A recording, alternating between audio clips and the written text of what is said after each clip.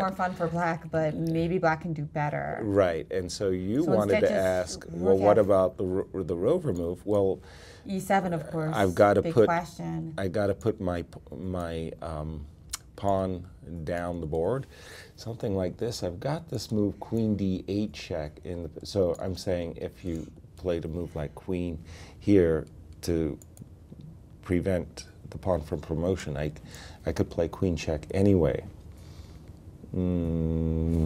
That rover doesn't look like it's working. The rover doesn't look quite right because we really need to keep an eye on that pawn. Indeed. Yeah, exactly. At the moment, the pawn is more dangerous. So let's and look Queen at D6 is very conveniently prevents us also from playing Bishop to C7, which is a key feature as well. That's a nice point. And Queen H5 check. I'm assuming that you don't want to put your knight on this defensive square. Rather, you want to play a move like Queen H2, and that pawn is still allowing white, I would say, sufficient counterplay in this ending. I think it's better for black. I mean, don't get me wrong. If we just trade, and go rook here and play G5 and bring our king up the board, question is, can Magnus hold it? So definitely the position, big favorite for Fabiano, and the time, like you said, 3 minutes for Magnus, 10 minutes for Fabiano. You don't want to go into this ending as black. You want more, of course. So how about we just try to round up the pawn immediately? So I guess you're bringing your rook to E1, huh? So I'm trying to play rook F6 trying to play rook E8. Yeah, exactly. Yeah. Both moves, rook F6 as well as rook E8, will most certainly be met by rook E1. But the other one, if we play the rook F6 one, then we have rook F3 and queen H4. Ah, nice one. I like that. Okay, so rook F6. I can't stop for rook E1 thanks to this sacrifice. Let us just make sure that that is correct. It looks correct, Jen. You've got check, and you're just winning the rook with a check. So rook E1 is not on the cards. Rook F6. Nice move. So I want to try to pick up that pawn and just... Oh, absolutely. You get rid of that pawn on E6. You take away the tooth, the counterplay that white has. I don't know. This move, rook F6, looks really good. Maurice, what do our engines think about this one? Well, I hadn't looked at rook F6 yet, but I think rook F6 looks like it can be met by queen B8 check and possibly E7. The idea that this queen is always ready to come back to H2 to defend mate, so even a sacrifice here can be met by a push, no? It seems that should cause a bit too much trouble. Maybe we can look at that a little bit later or a little bit deeper. But queen D6, the move that the engine is saying is actually rook to D8, harassing the queen, trying to get it from finding a good square. And the rover you guys want to play with queen back to E5 is rook to D5. And now you're getting it the way you want to get it going. However, white can play this move still, queen B8 check, king H7, and now E7, allowing the move queen to H5. And this move, if you play knight back, and this is a very important point, then this attack is just searing after takes, knight F1 takes, and you're not getting away. These checks are just brutal the way the attack is going. It's going to be mate soon. Queen to G3, it would be forced here, and then queen check, and all the other lines work out as well. The bishop and queen combination is just brilliant along the dark squares. So this idea of playing rook to D5, allowing this check, and then this E7 move, check, you would have to respond with the move queen to H2. And this is somewhat weird because now the engines are saying black can simply play queen back, and what looks like a natural move, looks like rook to E1, guarding, runs into some kind of crazy variation with bishop F2, the idea being to put this rook on H5, winning the game, because you're going to win the queen or win everything that's sitting right here. That's a bit of a shocking line. It still looks like something we need to analyze deeply, but that's the line it's giving. The reason why I'm bringing it up, it's so paradoxical. It looks weird. You let the pawn go on E7. You're blockading with the queen so that you can attack with the rook. This pawn is still on E7. He can even give away his queen to try to queen this pawn if you're not careful. I'm not sure Fabiano is going to look at that line and think, yeah, let me go down that route. But if he doesn't, then the Indians are saying he's not better. And I think he's starting to look at it too and say, where's my win? I'm supposed to be winning right now, but the win that the tightrope he has to walk does not look natural. And I'm not sure he's going to find those moves. Who would, Yaz? That stuff looks weird. Yeah, it's true. But on the other hand, if you're sitting there saying, I desperately want to make a rook over to the F file, then, you look at that queen on D6 and say it's a dominating queen. Let's push that queen. So rook D8, queen E5. This, to my mind, however, is the hard move to find.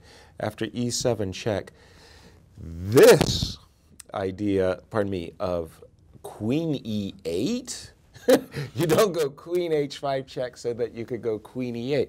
I think it's much easier from the human point of view to go, okay, I want to go rook H5, knight H2, and then you try to figure out a way of, can my bishop get down here and over here and mate? And if you come to the conclusion it can't, then you dismiss rook D8. So queen H5 to E8, as you say, very paradoxical, but very beautiful variation. And so far, Fabiano's calculation has not left anything to be desired, so maybe he will find this variation. Well, here's one that more or less is a little bit more human. Pardon me. Rook D. We've got an alert. Do we? Let's see what happened. Rook D8 has been played.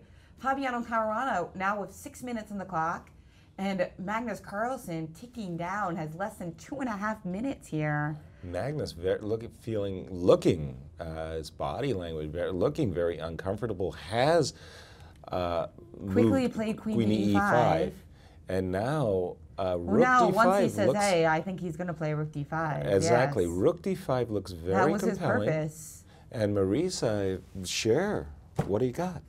Oh, we do have a couple more moves. There's excitement in another game. Like that one went crazy. The other game that's afoot right now, Black is dead lost. He finally got to take on F2, guys, but he did it at the worst moment possible, did Nakamura. After rook takes on E5, he played knight to D5 with a discovery on the F2 pawn. Big time threat, of course, of winning the queen. And Topalov said, so what? You can have it now. A long time ago, if you had played it, I would have been killed. A second chance to maybe play for the line. I would have been in some kind of trouble, crazy position. But now, it's over. This check means nothing. And he's played the move, has Nakamura, bishop takes F2. And it's very simple. White can just play king to H1. And Black's position is falling apart. You've got a discovered threat with rook takes threatened. You've got queen takes on C6. You've got knight E6. You've got so much stuff. It's ridiculous. All of what Black had is simply gone.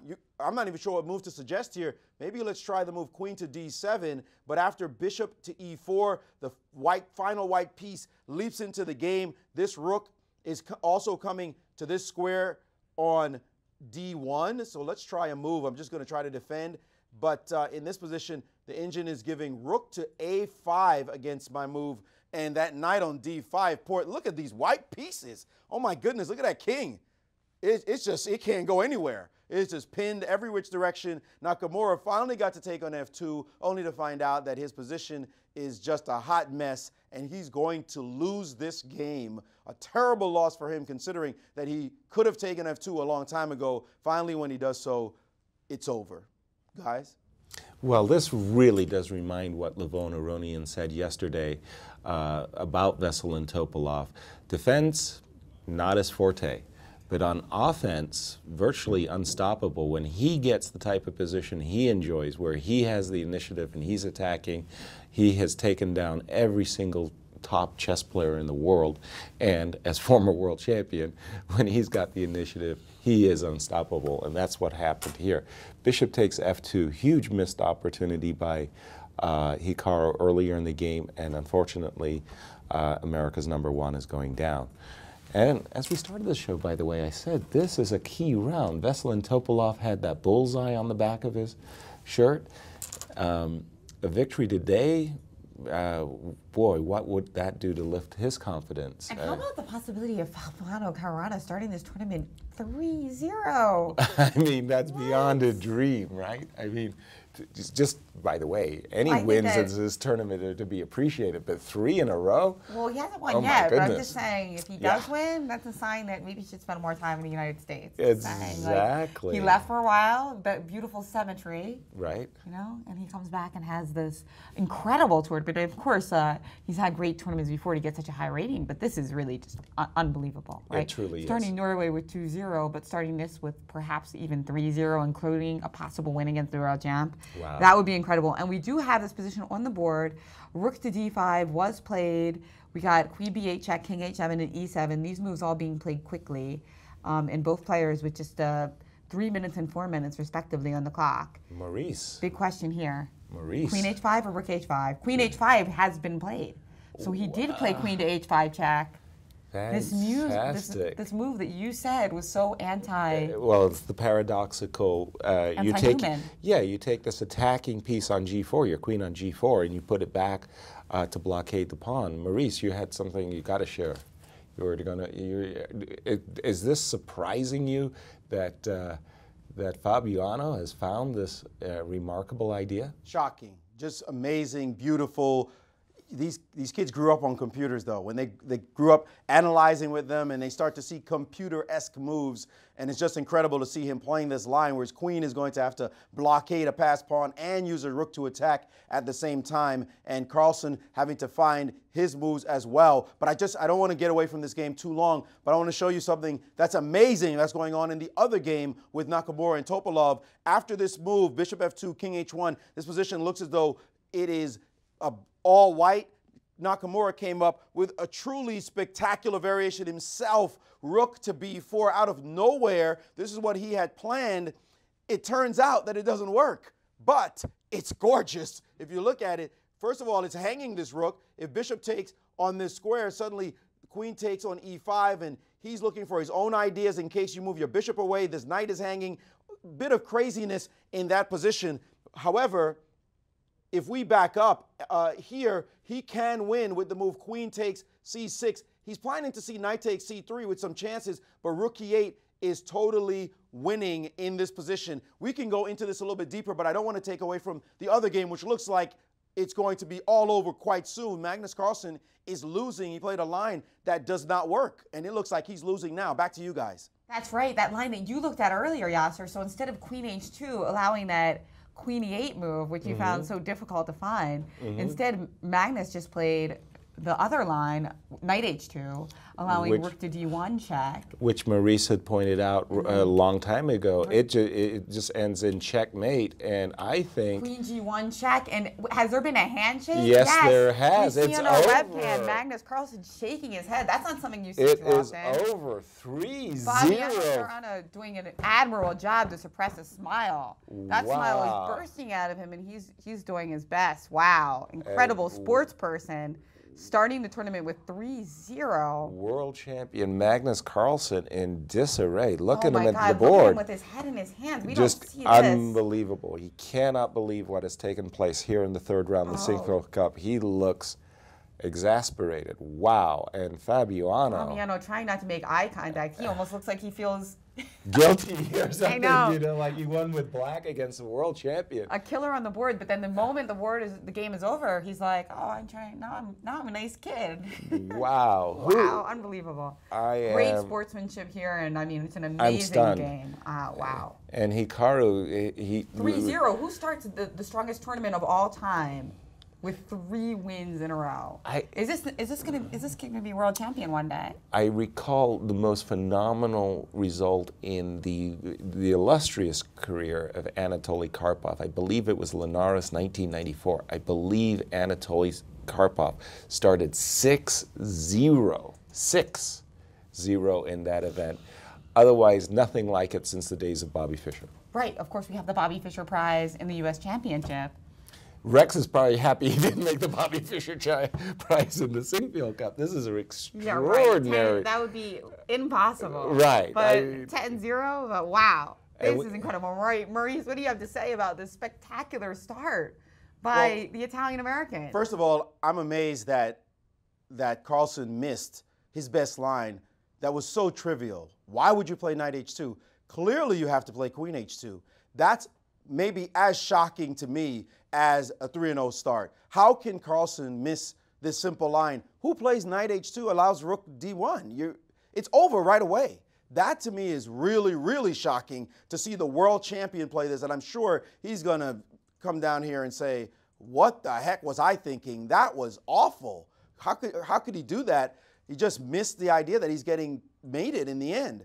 So that's a shocker. The 3-0 start, certainly a scintillating beginning to this tournament. The thing is, if Topalov wins, check out the standings. Caruana is going to be 1.5 points ahead of the field. Whoa, I mean, that's huge to start off. Now, there's still 7 rounds to go, guys. So anything could happen. He could lose a game. He has started off strongly before, but we have to say this victory does say a lot. He played all the right moves. We can't complain about anything he did. And that sacrifice on f7, that would have probably just totally scared everybody else.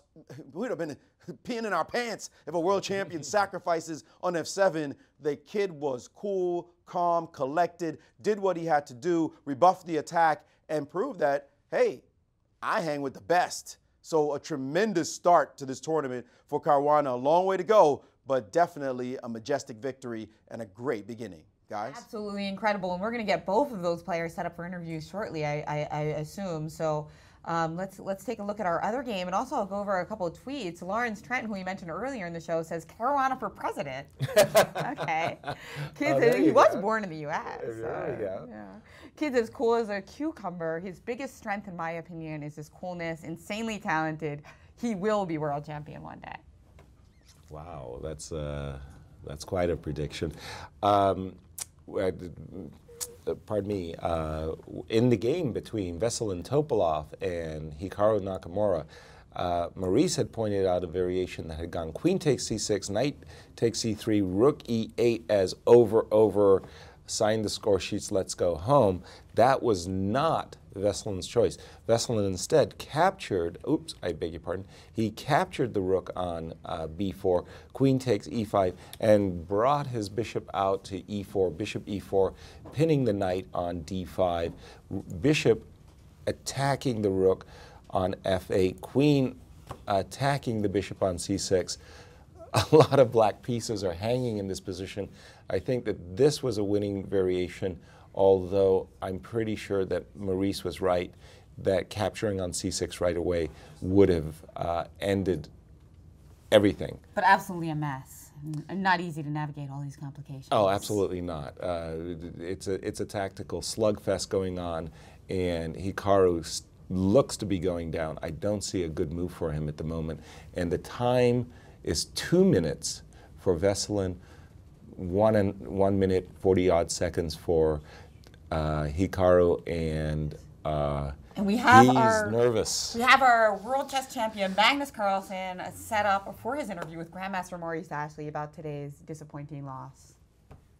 I don't want to get away from that exciting game for too long, but just to get a quick thought from you, Magnus, you said here that you actually thought you were winning in this position. No, I mean, before I was fighting for a draw, so I don't know, but I had seen this position from afar, and I knew that I had to play queen h2, and because knight h2, rook d1, and then I wasn't satisfied with queen h2, and then I looked for something else, and I thought knight h2, didn't see any move except rook e5 and then g4, and I thought, wow, I'm actually winning this position. So, and then of course immediately after I made the move, rook d1, and then. Wow, Ghost. Does this happen to you? Must happen to you once every 5 years, maybe? Yeah, okay, it happens. I mean, the position was. I mean, if I cannot save e7, then the position is probably very bad anyway. But at least I could have put up a fight. This sacrifice on f7. Tremendous sacrifice. Did you think you were winning, equal, unclear? What was your assessment when you played the move? I thought I played pretty badly in the opening. That was a little bit worse, and it seemed to me that after the sacrifice, I would have some interesting possibilities. But I mean, this move knight d3 was amazing. I didn't see that at all. I think he had some other options as well, but that was a nice one. And then I was definitely under some pressure. But I hoped that my pawn would give me enough counterplay. But you've had a lot on your mind. You're not playing well right now. It seems in the tournament you had a tough Olympiad as well. Anything going on? Your form just seems to not be quite there. This last tournament and now this one. I mean, my play was not so great today, but the last two days it's been good. So let's not draw too many conclusions yet. What's it going to take to come back? This guy is at 3 points now. He's 2 full points ahead of you, and the way Topalov's game is going, he's going to be 1.5 points ahead of the field. How Caruana is playing magnificent chess, it looks like.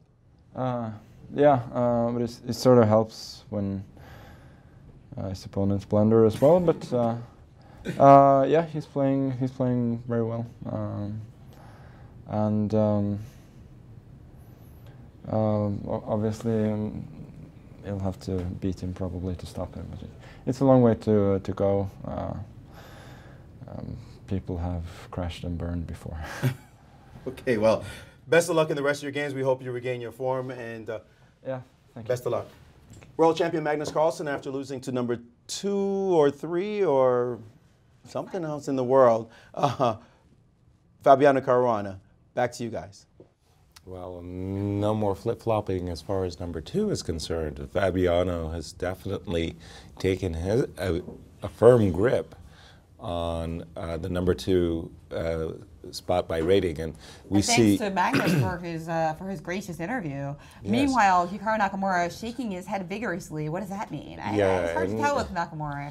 Is that good or is that bad? Let's check out the position. And in time and trouble to answer too. your question, Caruana now at 28-15 or 28-16 according to Grandmaster Jan Gustafsson. So that's pretty high up there.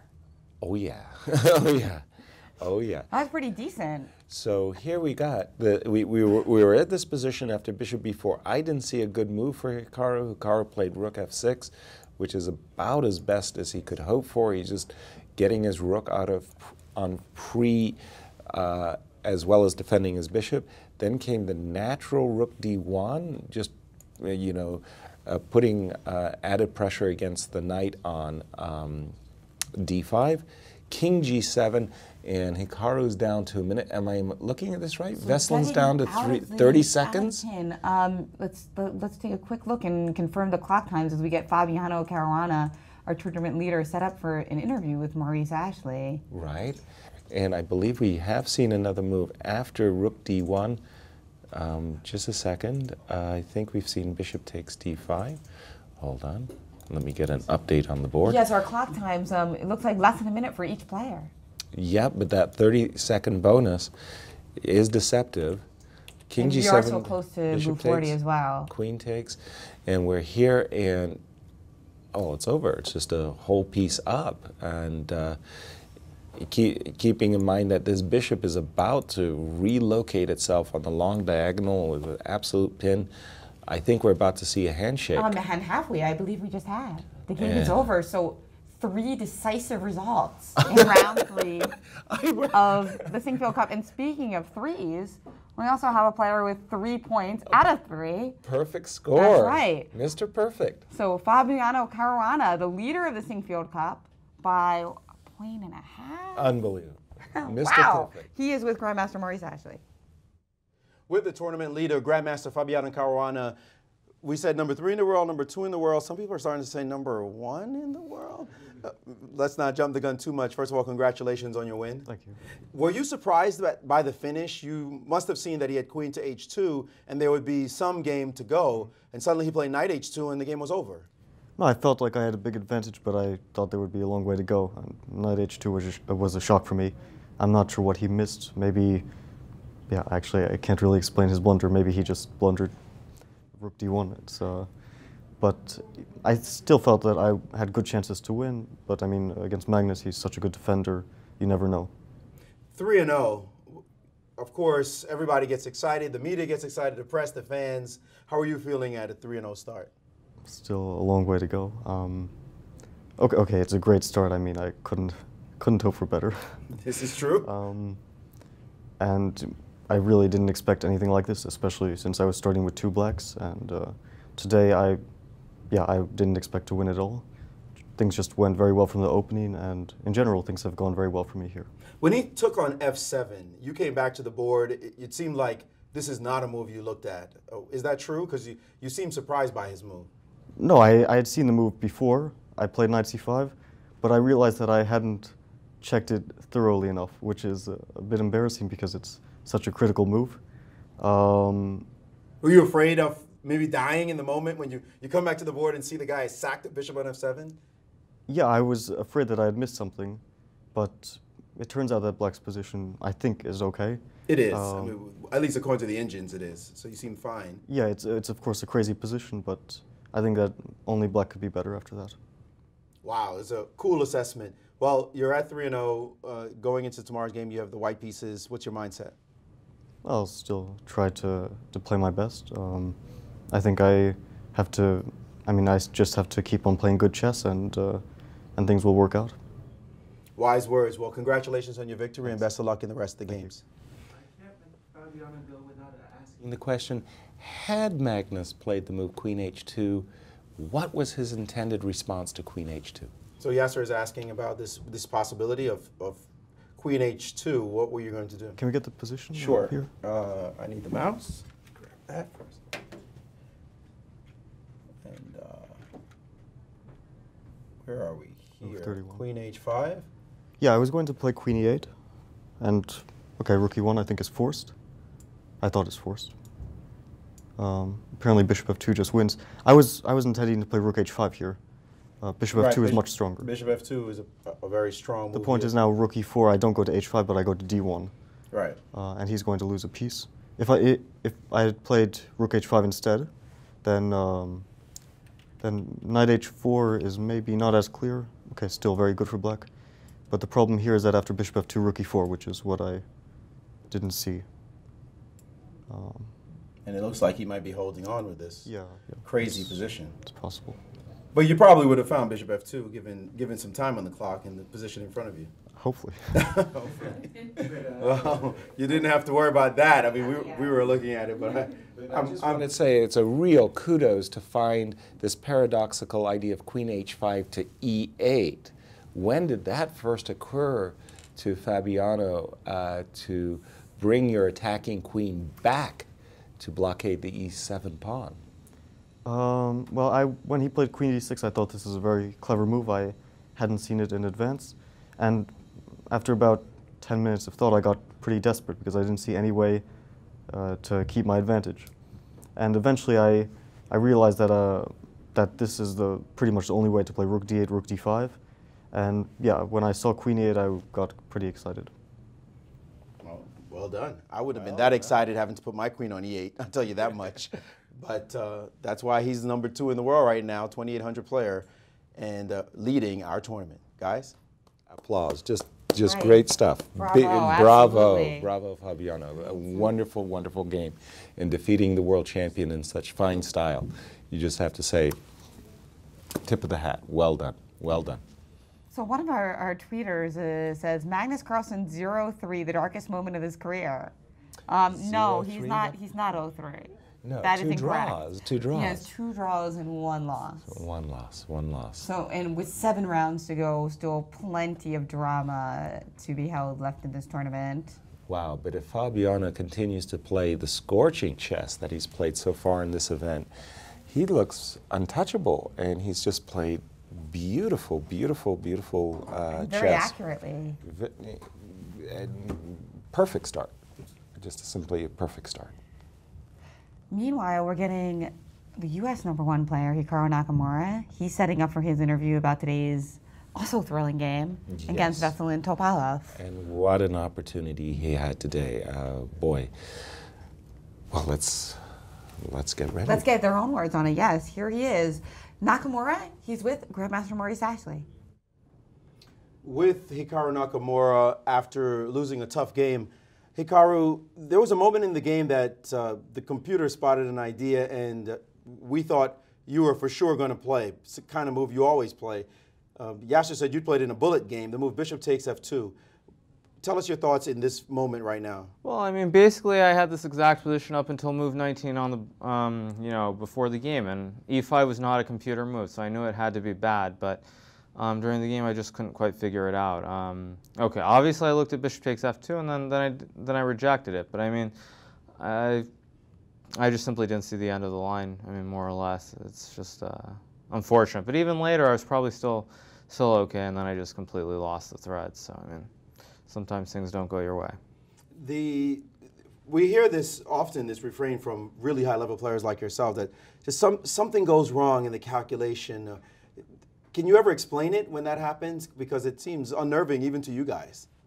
Well, I mean, I'm not so upset about missing this one because, I mean, it wasn't clear, even though it's, I mean, the most intuitive move on the board. So, I mean, sometimes it happens, but again, what can you do? Sometimes you don't.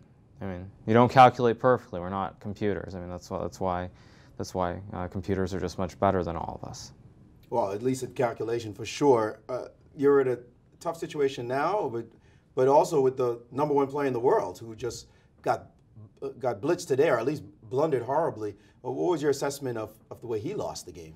He just played a bad game. I mean, he just should have played a better opening. But I mean, all right, he lost a game. But Magnus is obviously still a very good player, so anything can happen.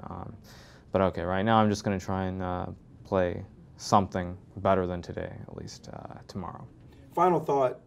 What's happening at this tournament? There's wins everywhere. This never happens in a GM tournament. 3 rounds, decisive games everywhere, more than 50% victories. What's going on? Did they insist to you guys had to play like crazy chess before the tournament? No, I think everyone's just trying to win games, and that's what happens when players don't play boring openings. So I guess it's good for the event. Certainly, we appreciate having fighting chess players like yourself. Sometimes it works out, sometimes it doesn't. We hope it works out for you in the rest of your games. Thank you. #1 player in the United States after a tough loss, Hikaru Nakamura. Back to you guys, Jen and Yas. Wow. What a turn of events, Jen. I just can't say enough. I came to the show. Okay? I came to the show with this very strong feeling that although it was early, and we're going to overuse the word critical, I thought today was a critical round. I thought that Veselin, having lost 2 games, needed a victory to get his confidence back, and he succeeded admirably. I thought that the game between Caruana and Magnus was huge for the outcome, the eventual outcome of who wins first. I thought Magnus really needed a win. And there is Nakamura needling his opening choice. Right. And try a better opening next time. That's what Nakamura says. Wow, bang. Okay, thank you for the advice. So maybe I'll use it against you. And it turned out, yeah, exactly. And it turned out to be, boy, I called it. This was a crucial round from every perspective. And we have former world champion Veselin Topalov to explain to us about his first victory and how good that feels. Winning always feels good, guys, no matter what. I'm sure he's going to agree with Grandmaster Veselin Topalov. Welcome to the show. Congratulations on your victory. Much needed victory. You were down in the hole. What was your mindset coming into this game playing against Nakamura today? Well, I mean, it's, I don't have this problem of think about the result. It just, the way I think it's totally different. Like I'm going for the game and, it's not about the result somehow. So today, of course, I won, but it was, from my point of view, quite a terrible game. We both missed really a lot, and it was far below the level we should show somehow. But okay, of course, it's definitely better to win than to lose. But we missed some, especially Hikaru. He missed some simple moves, or maybe they were not so simple, but he could have won in probably 20 moves with black. This move, Bishop F2? Yeah, did you see it at the board, or were you worried about it? That was the reason I spent so much time. But suddenly I realized that it looked very nice for me, and I had some moves like before playing knight g5. some. Or before this, you want to go? Yeah, I mean here, my original intention was to go some e6, but somehow it doesn't work. You know, it looked very nice that I have all my pieces and black looks like the knight is misplayed. But of course, first if the both knights are on, you know, On the rim. But it looks like black is completely fine, maybe even better. So because if I move my knight, then the problem is that black changes queens and then attacks my pawn. So I mean, of course I blundered because here, you know, that the line with bishop f2? Yeah, the line.